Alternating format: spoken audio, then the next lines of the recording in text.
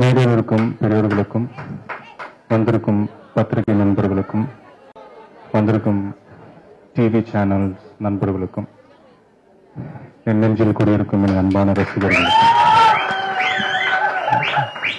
எல்லாருக்கும் வணக்கம். அதாவது இது நேற்று ஈவினிங் பேப்பர்ல ஒரு ஆட் ஒன்று வந்துச்சு.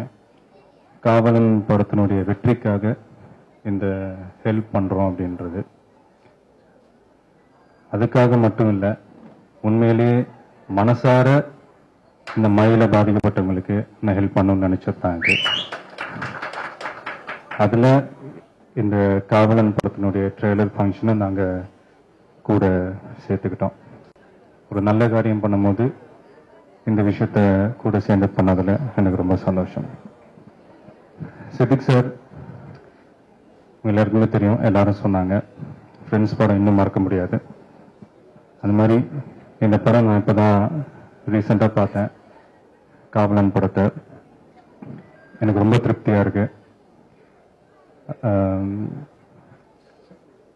ஆக்சுவலா ஒரு 2 years முன்னாடி சார் கிட்ட இந்த கதையை கேட்டு பண்ண வேண்டியது. ஆனா அந்த நிலைமையில என்னால பண்ண முடியல. ஸோ அதுக்கப்புறம் ஒரு மலையாளத்துல பாடி கார்டன் பண்ணி அது சக்சஸ் ஆகி இப்போ 2 பேருக்குமே அது ஒரு பெரிய ஹெல்ப்ஃபுல்லா இருந்துச்சு. எனக்கு ரொம்ப பிடிச்சது அந்த படத்துல, அந்த படத்தினுடைய லாஸ்ட் ஒரு 20 minutes. நிறைய படங்கள்ல நான் நிறைய ட்விஸ்ட் அண்ட் டர்ன்ஸ் நான் பார்த்துருக்கேன். பட் இந்த படத்துல வர அந்த ட்விஸ்ட் எதிர்பார்க்காத ஒண்ணு. உண்மையிலேயே ஒரு ஹார்ட் பிரேக்கிங்கான ஒரு விஷயம்னு சொல்லுவாங்க. அது ஒரு சில படங்கள்ல அமையும். குறிப்பிட்டு சொல்ல போனா ஒரு காதலுக்கு மரியாதையினுடைய கிளைமேக்ஸ்ல ஒரு என்ன ஃபீல் எனக்கு வந்துச்சோ அதே ஃபீல் எனக்கு இந்த படம் பார்க்கும்போது கிளைமேக்ஸ்ல வந்துச்சு.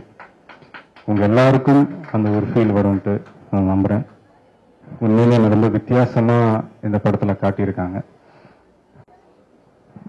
ஏகா என்ன அழகா காட்டுறது ரொம்ப கஷ்டமான விஷயம். அதை அவரு நல்லாவே பண்ணியிருக்காரு. அவருக்கு என்னுடைய நன்றியை தெரிவிச்சுக்கிறேன்.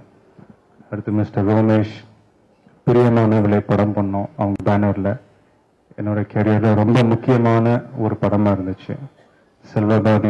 பாரதி அவர்கள் தான் டைரக்ட் பண்ண படம்.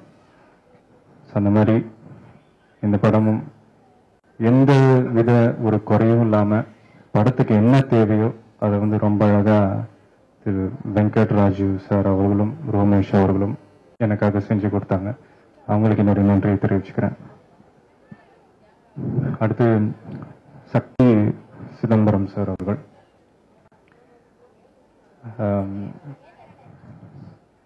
இது நான் சொல்லாமா இல்லையான்னு தெரியல.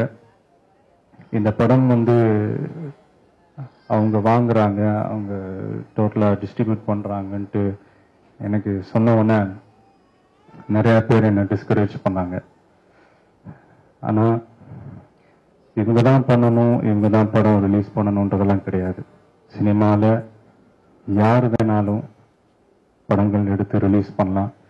என்னன்னா 100% அவங்க மனசுல அந்த ப்ராஜெக்டை அவங்க லவ் பண்ணணும். அது சார் அந்த அளவுக்கு இந்த ப்ராஜெக்டை லவ் பண்ணி இதை எப்படி எப்படிலாம் ப்ரமோட் பண்ணணும், அவங்க ஃபியூச்சர்ல செய்ய போறேன்னு சொல்றாங்க. கண்டிப்பா செய்வாங்கன்ற நம்பிக்கை இருக்கு. பட் அவர் சொன்ன வார்த்தைகளே எனக்கு இன்னும் ஒழிச்சுக்கிட்டு இருக்கு. அதுவே எனக்கு ஒரு மிகப்பெரிய ஒரு டானிக்கா இருந்துச்சு.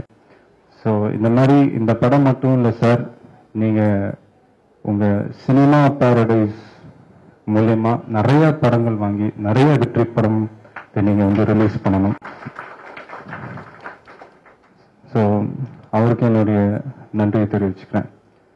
அடுத்து இந்த ஃபங்க்ஷனை ஏற்பாடு பண்ண ஒரு சின்ன 1 or 2 daysல தான் இதை ஏற்பாடு பண்ணாங்க.